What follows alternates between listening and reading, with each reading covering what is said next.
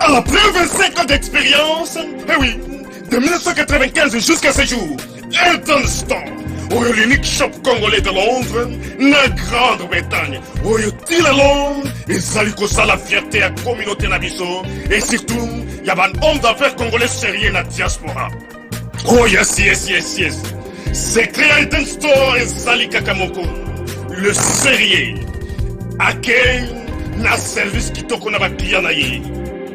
Avec ma produit naïe, où il y a première classe, il y a qualité supérieure. Oh, il y a ma bombe à Elton Store. Oh yes, mon climat bimbe yeba. Ma maman à Londres va confirmer. Elton Store, c'est le perso des produits cosmétiques. Il y a solo produits originaux. Et yes, les alipes perso, il y a produits alimentaires, naturels et organiques. Au travers de nos produits cosmétiques, Eden Store détient le secret. Secret ya solo, où ya poso ya maman moi c'est qui toko. Poso ya moi so penza basali kolula, poso ya moi so mobala kotala ya lembate. Poso so ko tamboli masanga sima. Eh oui, yango ne ba produits zo tekama na kati Eden Store. Na ba produits alimentaires, où ya Eden Store, yango de secret ya cuisine ya maman congolaise. Eh oui, nyonso ko so pensa mobali na yo ezali.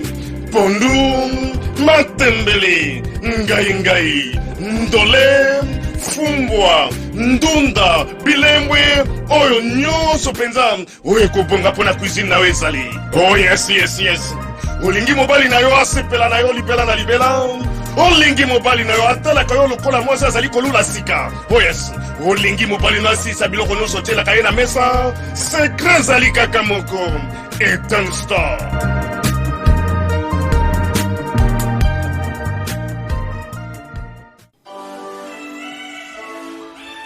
Bonjour fidèles internautes, bonjour, je vous aime tous. Ezali Wabino Sephora Kings, il y a Tindika TV, Mikolo pour la retrouver ngai na Tindika TV pour s'abonner et c'est juste des bottes bêtes à Tindika TV pour que vous avez information ezali précise, réelle na Tindika TV. Je vous aime tous, Tindika TV, number one. Mbote fidèle internaute ya Tindika télévision ndenge toujours de message ko yela bino basango etali politique pe actualité ya mboka na biso to yeli sus pona ko sala analyse o ezali finalement ko se déroulé actuellement na kati ya capitale na biso na kati ya Kinshasa tozali na mona mboka maître Bessi to komeka ko sala mona analyse ya ba question tozali nango awa na bosani te ba boss na papi keli na rifin ki sombe bazom na ngambu ya Angleterre na bosani pete Alida Tango ya Benedict Mwanza la fraise de partout la Steven Mianda pe na bosani ote Shadrack Kalemba pe na bosani ote le commandant Patrick Boulabula pe na bosani ote to koloba mbote mona mboka maître Bessi. Mbuta maman na ngai Sephora Sangoni sango ezali malamu sango ezana malamu tomoni rentrée scolaire yo ça annonce déjà bien.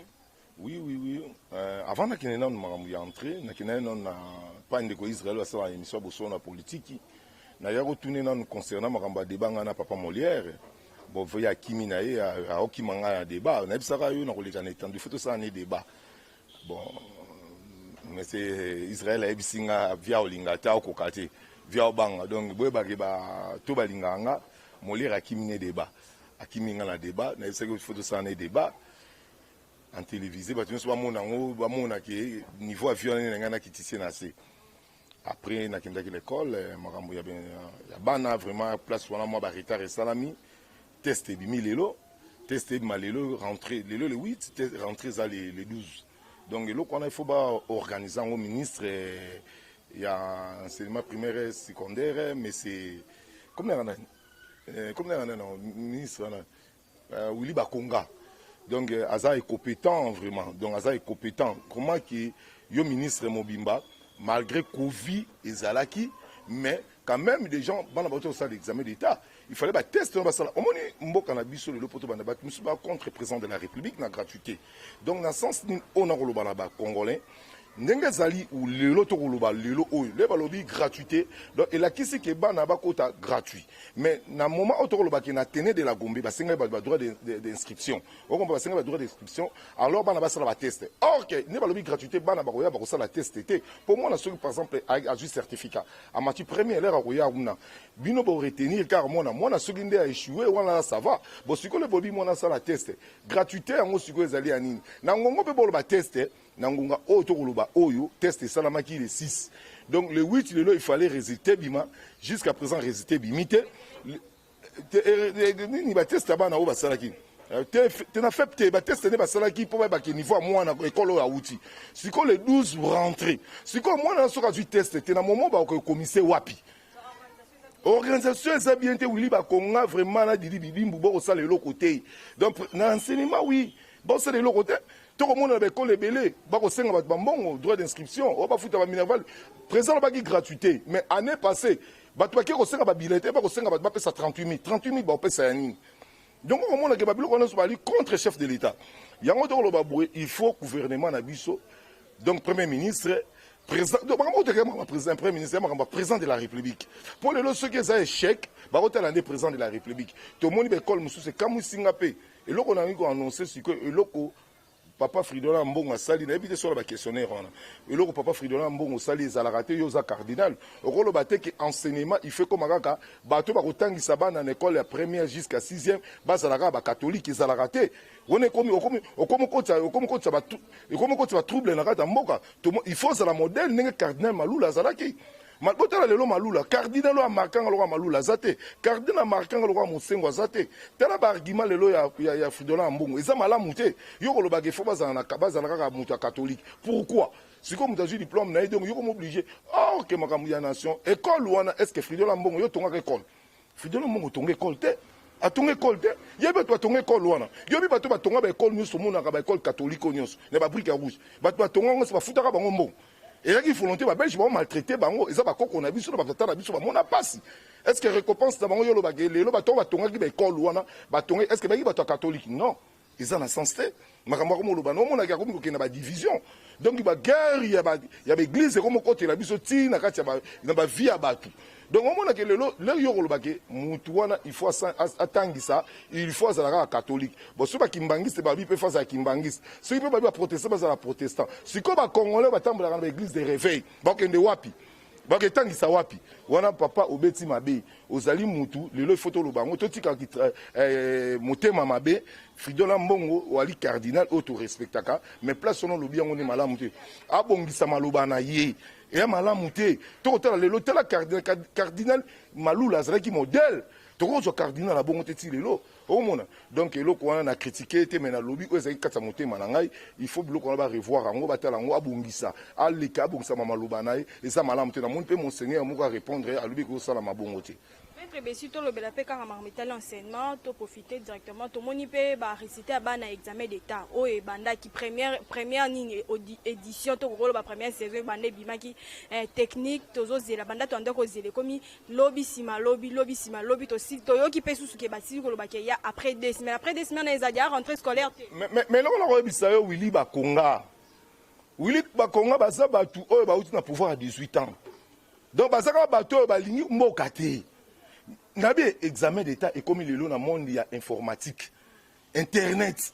Donc si tu vas proclamer un balamoko, comment va tu mususu ti sikoyo les autres comment gagner 2 semaines va proclamer bangote. Est-ce que année passée ça là qui bongote. Donc au moment là que compétence c'est ça la katia Willy Bakonga. Donc Willy Bakonga ba ça ba modèle té. Donc au moment là les autres ko loba boya maman na ngai. Soko tene l'école na ye moko de Sévigné wana. A foutra ba tu combien na privé. Privé n'est à combien? Bah tu vas l'imboquer bongizate. Il y a un autre baboué. Souci n'a biso ba congolais. Donc bah doit refouler dans les Sévigné $800.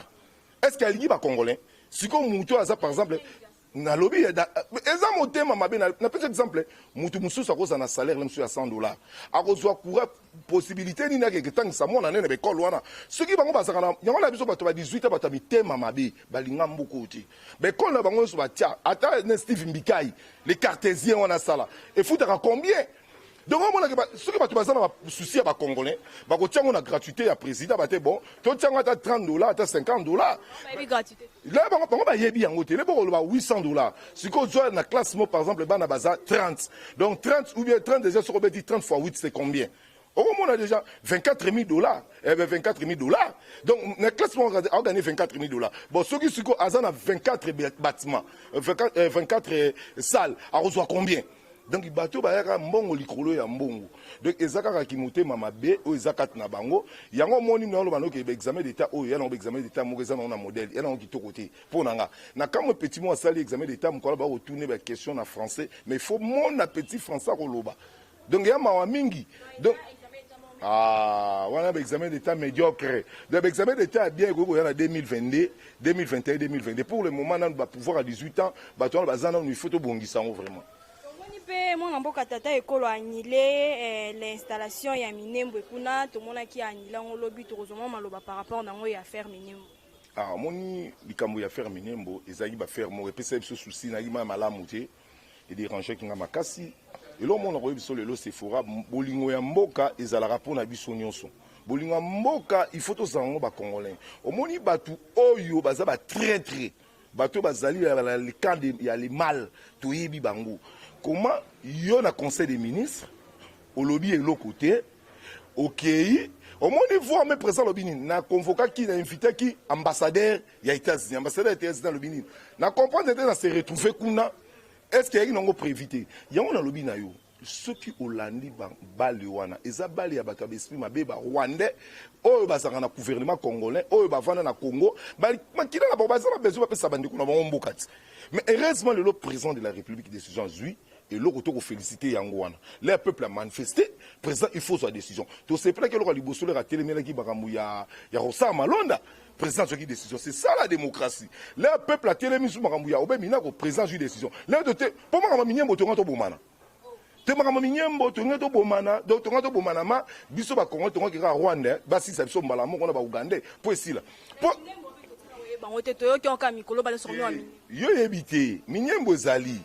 Et ça va habiter là, on va bien, on va autochtone na bango, na ba bembe bo. Vous comprenez? Bazali batou, mon histoire nezali. Qui ba Nyamulenge ba utama Rwanda surtout landi descendant na bango ba uta bakota likolo ba neurotique ba uta soko landi ba descendant ya Ismaël soko moni bango mingi romona bango na Éthiopie omona bango na Somalie omona bango na Tchad bon quelque bato batikala ba yaka bakoti na Rwanda misu ba longwa to surtout landi d'origine na bango ba za ba Rwandais tout fait pour ba ki na Rwanda bon le ba longwe wana ba ye ko vanda na Minyembo ezalaki mboka ya ba Congolais. Siko muta kotisa bango ezali Léopold D. Ba Belge. Ba bibo comme ba peuple normal bazangi place ko vanda. Bonso bango ba vanda awa. Ba vanda ka ba kotaka depuis ba 1920 quelque. Donc ba bato ba c'est déjà ba siècle kuna. Bon et comme en 1958, bango siko ba ki na système nini. Bango ba bato ba bokola mingi ba ngombe. Bon siko ne ba yaki ba makasi na bokola ba ngombe. Ba yeko kuta bata Minyembo. Baote ba commerce na bango siko basi na biso ba congolaise ba komi ko landa bango ba linga basi ba congolaise po bango ba linga basi ba congolaise ba linga ba pona mbongo mais basi na bango o ba uta Rwanda wana ba linga ba congolais te et créer ka trouble non comme biso lisolo eza bongo le ba et créer trouble à les diviser koti bango siko ba Nyamulenge ba komi na boule ba benga na siko ba kolo mabele na bango au moins côté trouble bandaka. Si yango moni Mobutu a giraka et comme na moment moko Mobutu a lobi na 1975 Mobutu le directeur cabinet ya Bisengimana papa Bisengimana Mobutu a ko pesa sikoyo bango nationalité tellement ba umelaki mais les ba pesa ki bango nationalité c'est pas dit que ba pesa bango mabele au monde donc et alors ba congolais o ba vanda na Ngula bafanda na Ngula l'air a serré Pierre Moulele bakimaka ba guerre bapesa bango mabele babana ko fanda mais bapesa bango koma ya bango te bapesa ki bango pe ba nationalité angolaise te na bolingo ya Mobutu bavandi ba mesani babandi ko bota ba se multiplier bakomo ko mebele bakomi ko botola bakolo mboka yango moni kengo wa donda lobaki nini na 1994 alobi boye ngai na ko ndima te ba peuple wana baya ko vanda na Goma po ba bisu ba kimaka na Rwanda ba ele ba take bango ba biarima ba tuti ba hutu ali ba hutu ba kimi ba na ngambu ali Mobutu na lokoso Mobutu andimi bango baya kovanda na mabele ya Goma pona nini Mobutu yaki na profit ya HR po HR prometaka Mobutu bakopesa ye ba millions. Alors Mobutu l'a andimi bango secrétaire ya Nations Unies, secrétaire d'État à l'époque et nani Kengo Adondo azalaki contenté na makambu wana. Alors Mobutu andimi bango bavanda. Or que batole bavanda ki il faut ebake sont des Rwandais. Alors ba mabele na bango le pe papa Kabila ye musée azali mutu oyo basalaki ba corps ya AFDEL andimaka ke akopesa ba Rwandais mabele soki bapesi ye bokonzi akopesa lokola ba Kivu ba Goma ba parti ya ndambu wana après venir ke omonaka ke babomaka Colin Ngandu musée atekaka konenga po konenga lobaka na yeboyi bato comme les gens to progresser bango bazonga musée ke kofunda Konenga Ngandu ba Rwandais baboma Konenga Ngandu bon le ba kotipe na Kinshasa awa général Masasu akomi ko telemela bango et que Congolais Masasu akomi ko telemela bango jamais bilo ko botemela na mboka faut bazonga bani Kabila ye moko azui lisusu Masasu a complicité babomi lisusu général Masasu Congolais papa Tshisekedi papa Tshisekedi abi bon nengo yena batu neza malamu bakomi na mabele mais batu na yo bazonga. Et ce qui papa Tshisekedi bakangi papa Tshisekedi batindaka tina village dental na bango papa Tshisekedi bakesa bilanga basombele ba tracteur na Kabila parce que le Kabila eko comprendre bango et comme il déjà trop tard parce que ba côté déjà na armée bakanga déjà quelque mabele alors ba tout le Kabila comme menacer bango bango ba bi bon biso to kana ki boité to suka boité trouble bani bango bakangi est.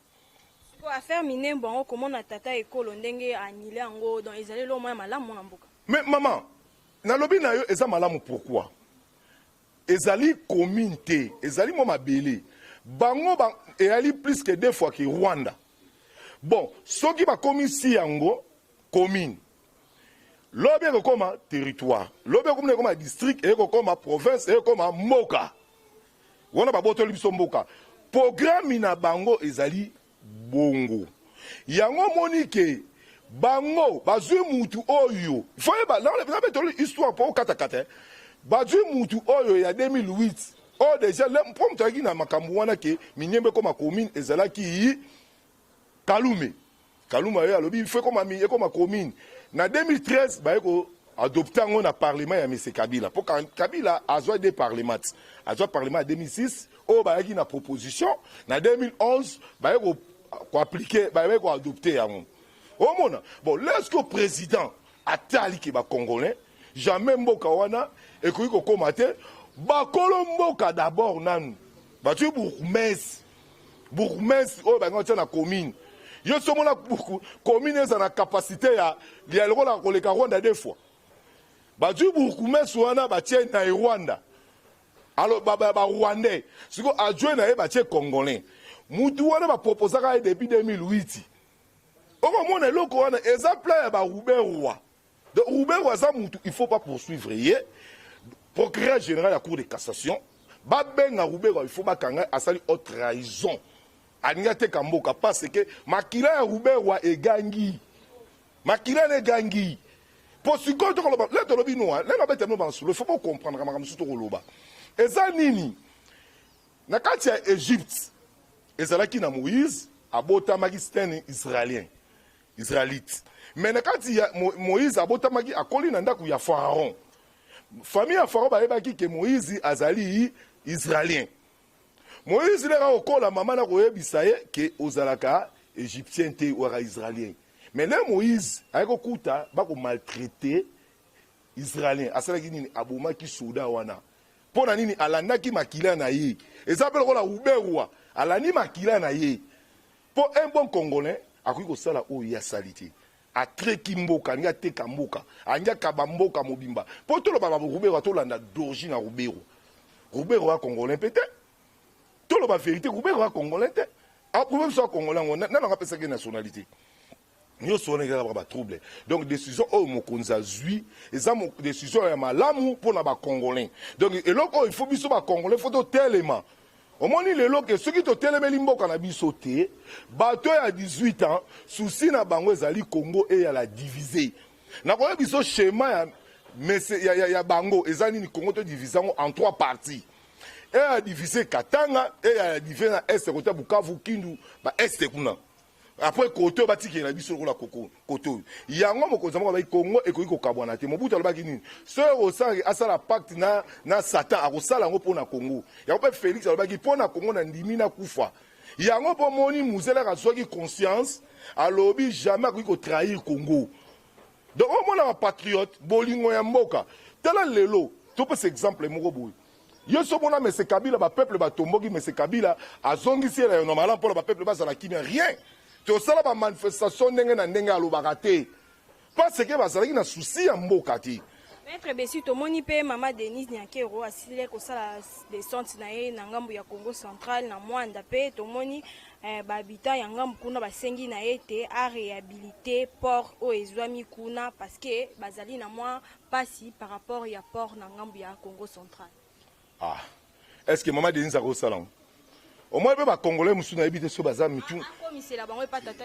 Ah, le papa met ma message. Mais pas quoi t'inda salon? Bah, c'est la tête Olive, pas quoi ça la bilo, qu'on a pas que les autres pas interpeller Olive. Bah, mon ya tonga banda kouana, azwa yango wapi. Oh, mon a donc, moi, ça président, au tonga l'aime sur 250 maisons, au Zimbongo wapi. Pour ce total, ma belle, on a banda kouana, il fallait nango, et qu'on coûtait les sous 30 millions de dollars. Yo zio ngombe wana salaire te donc on a biloko na nyonso ba peuple ya bana ba nuba singa tindi message n'est pas un chef de l'état ba yebisa mokonza mboka saila bango port po ezala mala moni port ya banana soki Kabila zalaki malamu mais port ya banana mais c'est salama to mona ba kila ko sala inauguration mais ti lelo ba suka wapi batia ba première pierre et suka wapi batia ba première pierre na aéroport et suka wapi partout batia ba première pierre na ba barrage mususu donc ba projet n'est qui limité donc le loto lobaki grand port ya banana et ko servir makasi pour au moins il y a ba navire mususu et ko suka na ba haute mer kuna net na robisonga la fandi mona ba mboka mibana mingi to par exemple net na Brazzaville à Pambao pakebo mususu navire mususu esuka na haute mer moyen costé zate parce que port na bango ya muke et là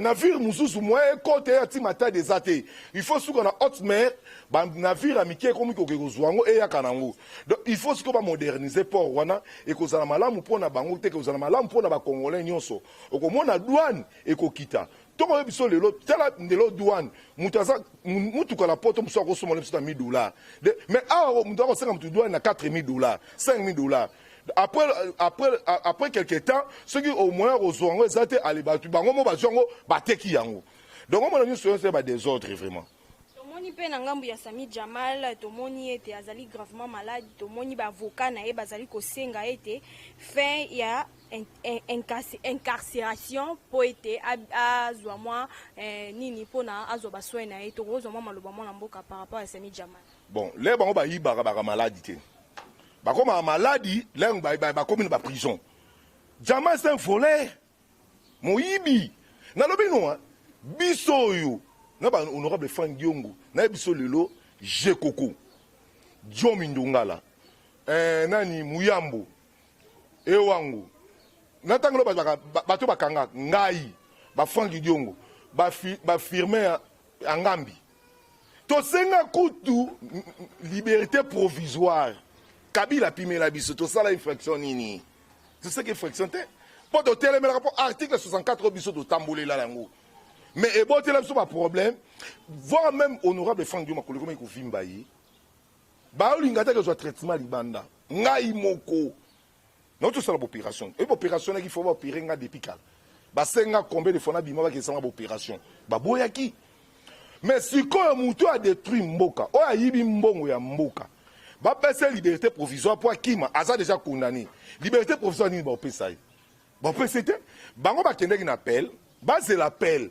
ceux qui appellent en gros ça ndenge ceux ba ko quitter bango ou bien ba ko matela bango omoni lelo Ari Magie akata ba tous ba so qui appelle et sauver eux mais Ari Magie qui appelle Ari na 2 ans a comme na 3 ans tout le monde peut déjà au FIDA il y a au FD à quel appel peine et mati oh mon abere rezali là ba leki mbongo ba ki bilengi là ba somo ba ndaku ba monaki bilengi ba ke conséquences ya ki muyibi eza mabe akovanda wana bakotraite na prison balukele bamédecin baketraite akobima te mpo omoni lelo nalandaki avocat na ye ya libanais wana alobi ba n'importe quoi oh non mutu nanga za innocent boy mais bon prouver qu'il est innocent na ye toi qui pas ici il y a 80% ba maison préfabriquée te ata songi si déjà sala ki vol eza lokola mutu omoni mutu osala déjà mabe na justice ata songi si oko subir peine na yo parce que oh bon basali ba escroquer les nations basa batu malamu te basa batu malamu te ba nangonga o to koloba bo combien de Congolais oh balinga bazo banda ko banda ko nesilaka combien de familles surtout tu sais 3000 maisons il y a 3000 maisons non mais combien de familles balinga ko se retrouver pour ba ke basa mitema mabe asaki au gate abako mona kaka caméra ko sauvenga ah ok ba tchakene na libulo bankosi sikoyo dini bebimat donc on mona ke yemoko amikwenere akomo ba ke quelques pourcentages il y a zone pourcentage à muke mais ce que alobaki na vérité des gens avant devant la justice anyeko ya la sauver mais comme il y a bomba qui anyeko ko claircir justice te yango botele ba problème apema mwana mboka maître Besito moni pe Daniel Mwananteba administrateur ya Onatra a lobby été Joseph Kabila a quitté la présidence mais il n'a jamais quitté le pouvoir tokomeka kozwa mwa maloba par rapport Daniel Mwananteba administrateur à Onatra. Le beau Daniel Mwananteba, il y a un INC. Daniel Mwananteba a INC. Oh, on a un balox, il y a des. Il y a un autre. On a un balox ici. On a un balox à Katisuki. Alors, Abi président Sani. A quitté la présidence, mais il n'a jamais quitté le pouvoir. Est-ce que. N'a évité ce que lobby en un épreuve. Ceux qui Kabila a un pouvoir. Pour bango Kabila bagi na bulba boto la minyembo mais le président bagi na besoin batia Rosa Malonda le bangi batia Obe Minako ceux ba na pouvoir mais balua na ngao lekati pour que Kabila na pouvoir te yena ko se tromper abungi nzela bano babungi nzela on comprendre babungi nzela ce ka lobi bongo c'est erreur grave pour on a nyonso ko lobana yali outrage contre chef de l'état bakoki ko kangaye ceux qui le lot na pouvoir à Kabila mais te bemi ero na kashut bana ba prison donc mon anteba makamba ko lobelem so ayebité na landi ete me yo lobi yango mais ceux qui a lobi yango ayebake abungi nyonso wana ka po bakanga kamere souci na bango mais les caméras ko yiba mongo ya l'état ba mala ko yebate na lobi no lelo il faut yebango bana lelo ba tebele bakangi est-ce que maintenant présence va kufa lisusu tu as une question est-ce que vraiment comment moi combattant moi pays de personnes qui font na mamba poison ah na lobby no boye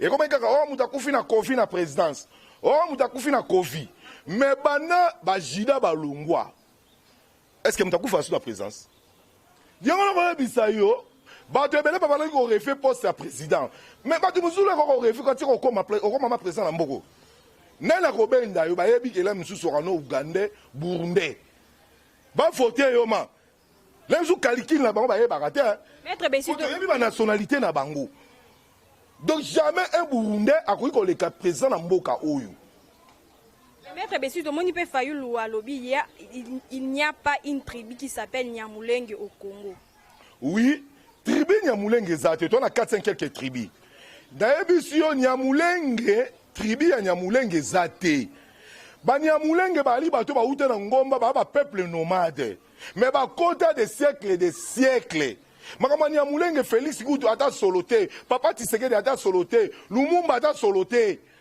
ba kota depuis kala mais baza ba tribu ya RDCT parce que ba na Rwanda ba uta Rwanda eza lokola ba pikmene bazala bazangi place ko fona ba ko tambola ba lokola ba peuple nomade ndenge bango bazali mais ba se retrouver na Minyembo ba vandi wana balingi banganzama na mabele ya bato omoni lelo makamto ko loba lelo il faut de comprendre mais c'est Fayulu azali porter malheur ya Congo na critiquer était na sens nini oh mais ça na loba te mina bolinga to loba vérité te pour ani na lobi na yo lelo omoni te bango na musitu ba ko bebana te siko to ko mona remise reprise Moïse bemba wabi bango Donc il peut pas que porter malin, ou anya me mabiso ne ré, a que tchapso na kunda, et ça mais c'est failli. Mais tout le monde pas annoncer marche là, ça va expliquer comment maman surtout une question faut qu'il na malembe, ko kena ba fité so que ba fité c'est simbati. Faillu à lobby que va destituer président de la République. Ce qui est président de la République à Longwa, quand même dans comme président Tamboué Mwamba. Est-ce que Tamboué Mwamba a nyaki ko boy a loi oyo, a nyaki ko boy a makamwa binembo. Mais l'équipe parce que l'autorité morale n'a pas chef de bango. Mais Minembo n'a pas de rôle, mais comme il y a Rwanda. Ce qui est le président Fatia Zalakate. Ce qui est Tamboué Mwamba a comme président de la République. Vous voyez, il y a Malonda Ngazonga. Il y a que loi Obe Minembo Ngazonga. Il y a que Minembo est Kei. Mais il faut comprendre, mais il y a le rôle de la président de la République. Il y a la failli, la Fachi. Si vous avez un moment, au moins que Faïlou a comme Zungulu eke, a comme Kenda Kendeboa Zongaboui. Pour nous, Zali, on a tout la vérité. On a la vérité, on a la place pour Kenda Zati. On a la vérité. Na Est, Zali a Moïse Katumbi. Équateur, Zali a Bemba. Bas Congo, il y a Jean-Claude Vouemba. Soki Azamana Eli Lissoussou, a Kende Soussou. Na Est, ata soba koyambe susu. Faillu, akenata Équateur. Akenata ba Congo. Est lisusu mbusa nyamusa zakuna. Donc au moins que batu wana basala kinde yo po babimisa yo.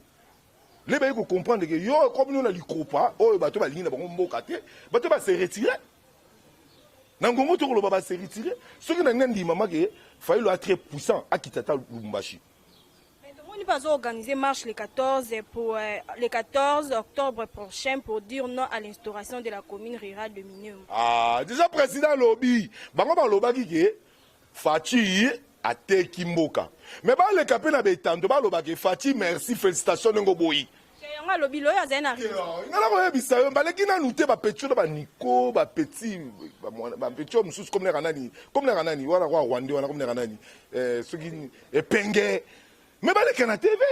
Mais tout le monde il faut le on arrive de presse social media. Na lobby boy bah les canaux na TV bah soni te bah merci président na nengo boy Minyembwe kende. Au moins ni ce qu'on lingi mutute linga ta œuvre ya mutu. Bah tu bah linga ka Jésus mais les Jésus kufaki. Nini rue Panzani à 4 parties à 3 parties. Na suka ba ni ah oh maman na Nzambe ya solo. Mais bah ni ba ki Jésus mais bah on dit mana œuvre. C'est que c'est un Congolais. Pour ce cas, il y a un fanatisme. Mais fanatisme. Un fanatique à fatiguer. Nazande Congolais, la ligne Congolais dirige Mboka. Si on a vu ce logo Moroboé, on a fait un faillilo plusieurs fois. On a fait un Fati, plusieurs fois. On a fait un Moïse Katumbi, Bemba, Olivier Kamitatou. Tout le monde a fait un bango. Na soutenir un combat parce que les Congolais, combat au Ezali et un combat au Rwandais. Si vous avez un Congolais, au Salani, au Saïlo, combat au Eza combat ya Rwandais. Combat au combat Rwandais, Ougandais, Burundais. Et combat au Bundisa Muningate. Et ça, comme tu as porté le binondaku, allons li batol, allons li ba fenêtre, si vous avez retiré le pangu, comme au son qui s'abatol, allez, Moussou Sayote, au son qui s'en bien été. Au moins, tu es berré. Là, tu es pour la mouguère à Moutouté, la mouguère bisonioso. Pour la mouguère à opposition, bisous en opposition. Il y a eu des gars congolais à diriger. Ezala, Matungula, mais président, soutenir rien. Ezala, Nani, Mouzitu, n'est pas soutenir, parce que Mouzitu, c'est un ami à Gagame. Pour aller à Gagame, à Milana Gagame. Il y a un moni tribalisme, qui est nango. Bateau qui va miter Mamabi. Il y a Liana Gagame. À Milana Gagame, à Sala dîner. Palou. Tika na Basko ba Palou. Palou bino. Ba nani oyo ba pesa Kabila beki. Palou ba ki ba lia Kabila. Mais ce qu'on y habité 2006-2011, ba lia Kabila ki na Palou. Palou le mo lelo esu ngo telema okoma contre Kabila. Pour Palou ngo ya nani ezali Muzetu premier ministre na bango na quelque batu. Lelo bako mi kokota so bako contre Kabila. Mais to ndima bango te. Lelo batu pe abandu mususu po boke bake to ke na tribalisme mo kesanga sens boko tele na Kabila o Kabila te o munu mais l'herbe soutenaki Kabila boyebaki omoni e akolo zimbeli na yo o kata me e kati yo moko po bato bayeba bolingo ya Congo et ya intérêt te muzitu alandaka intérêt po azala ministre bapese mbongo omoni ba bon révolutionnaire balandaka l'arti soko tali combat ya Che Guevara alanda l'arti Che Guevara leur asali révolution ya Kiba Fidel Castro ngo pese poste à ministre alobi non nga la révolutionnaire tika nango mais kanisa ba nanga nga na ke combat soko tali révolution ya Lumumba atalaka l'arti Lumumba tike lo côté soko tali révolution ya Mandela atika l'arti soko tali révolution ya Sékou Touré hôtel ba révolutionnaire ba vrai révolutionnaire ba Thomas Sankara ba to ba sala la révolution o ba dingisa monde batalaka matériel te. Si to koshite na mwa motuno tomoni audit de la BCDC doit au Rwanda et au Burundi des millions. Toyebite ba millions o BCDC les autres devoir Rwanda na Burundi ce qui est ya nini to kozoma maloba par rapport na. Ah, information est où tu es? Les alliés actuels. Mais on a yebisa yo bato à 18 ans ba miyibi. Ba comment provoquer les biso ba nyongo po ba futa bango ba landa ba ki ko intérêt. Et alors là maintenant biso makambo ya na Congo te. Akosi ono Congo de Fakimbongo. Pour annuler ba refuta ya ki a joué intérêt na ya joué en apesi ba pourcentage. Biso te binyongo on a tena na futa. To futa ngote. To futa ngote. Rwanda na Uganda ne faut pas dommager biso. Rwanda na Uganda babunda guerre Nations Unies kata Rwanda na Uganda Rwanda na Uganda ba dommager biso babunda guerre na Kisangani ya 8 jours. Babuka banda kuna biso baboma ba famille na biso. Il y a combien de morts ba kufaka. Il faut pas dommager des biso. Ba on ne pas dommager biso. Pour pas na mbongo na biso. Pour bato so bakufa mandako na so beba biloko na so Kisangani beba babunda guerre ya 8 jours na kati ya Kisangani deux nations outi libanda ba ko bunda na mboka na biso ba ba dommager biso kolanda biloko na to biloko pa pamba longo lango kenango maître Bessi to comme vraiment na suka émission na biso mais moi ba soupçon mo ezali ko bima ete Delphin Kayimbi ezaki assassiné parce que asile ko dénoncer ba makambo oyo le ministre ou le monsieur Vincent Karega asila ki ko sala na Afrique du Sud ndenge ba propos monsieur ezali koloba matobi te to kozo mama loba pona omoni makambo ya Delphin Kayimbi ti lelo to ko zando autopsie bima po autopsie on a to yokiti omoni trahison un traître oya sala ka trahison toujours et sous qu'il a qui mabi na yebi se le traître sera sali trahison et sous qu'il a ba mabi ça qui on a un traître no monde to na parti politique tout bunda rapport na mboka ngane lelo naza na MLP na Kembi soki lobi na bina que ça la trahison on a trahi par exemple honorable Franck Diongo na kende na quand il est mal à 18 ans il va ki ba obomanga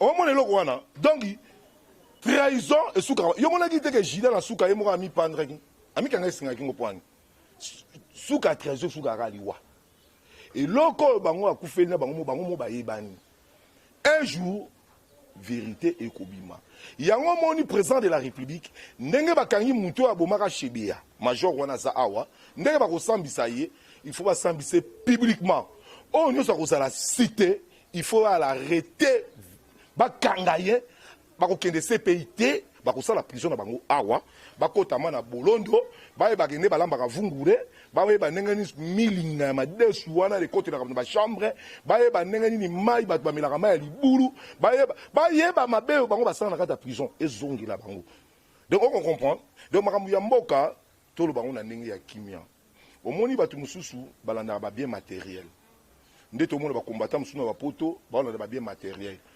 mususu asala la komba mutu netinga na dépendant mutu te nga bundela mboka nakobi mateo par exemple sokoko jamais na kijalelo la lingango te na bete kajalelo te donc moni on sala combat mais on ya dépend na mutu on sala publicité mutu wana muso bimi bo oh mo pa oh nani te bongo te comment ngwana te comment na terrain to bundela mboka ba bundela ngo ndenge ni yango moni na ko sala école ya combat école ya combat démocratie donc là ça va tourner parce que combat ya démocratie pour nga comme kende déjà na comme kende ya mukoma mbangi na combat ya 30 ans on na comment on s'appelle retraite il faut na payer ma payer mukena so ba gaz trop ba betanga fimbu ba levanga na kota prison na souffrir nyonso ya combat ya démocratie et kota ezonga na nzoto na sikana ba cicatrice yango photo la kisaka batu mususu combat la kandengeni combat ça te soko fait na poto les jambon ou bien kofti robino lobi na combattant combat ngoyo kosa na nani po makamba minyembo yango na biso de telemia makambo ya kosa yango yo na lobi na yo bato yo bakufaka banani bato na biso de combien différents obi na boya ba combat ba combattant il y a des combattants au bazali n'esprit à combat mais nous sommes pas combattants nous sommes envier ba bien matériel là nous va critiquer allez mutu patron na yo ya bois kakae akia sombele mutuka mais on retamboula na ngo bien on tamboula na Kinshasa donc on mona combat na biso donc combat na biso est différent na ko pesa mise en garde na batu oyo ba ka ba combattant ozano combattant te salaka no biloba loba no na ba TV mais soko meki lisu na ko se charger na yo te na ko se charger na yo ayebi ye mo ne ka otalanga na ko se charger na yo combat na biso to ko bunda po lelo mboka ezala sauver to longola ba Rwandais to longola ba Ougandais ba Burundais mboka ezonga na maboko na biso po ba racine e bazana nous et alors to kata d'étape mais nzete tele mi faut to kwesa nzete to kwesa ndeni Maître Bessi, tu as vraiment une émission pour nous contacter au numéro Ninto Borsala moyen. On si tout le monde beauté, on appelle si maman Chantal na Suisse. Tala mutema ya na kati. On appelle si tigre na kati ya Canada, mutema. On appelle si Pelé na Londres, mutema. Coach international d'Ali Bakoine, mutema. On appelle si Masalanga Martins, mon nyangwe Martins na mutema. Gino Etambe mutema. Massa bolika un peu belé, bolika belé. Na pesi tous les Congolais mboté. Je vois on rozana nango mukulu Kabila ba okangai. Eza malam. Wa nga besoin benganga. Abenga na plus 243 90 266 95 22 so benginga to solo la vraiment. Fidèle internaute, tu comme vraiment na suka émission na biso. Merci pour la bande de connaissances bazu libako ya koyamba biso to ya koyamba biso na kati ya Tindika télévision. Bon continuer ko partager, bon continuer ko s'abonner massivement na kati ya Tindika télévision vraiment et ko sala malamu. Donc bon zala pour na nganga pe na toujours na pona bino na pesi ba remerciement na chaque oa zala toujours na sima caméra. Mike Luzadi au papa no monte pe na bozanyote. Tout le monde est en bala sima fidèle internaute, on se dit bye bye.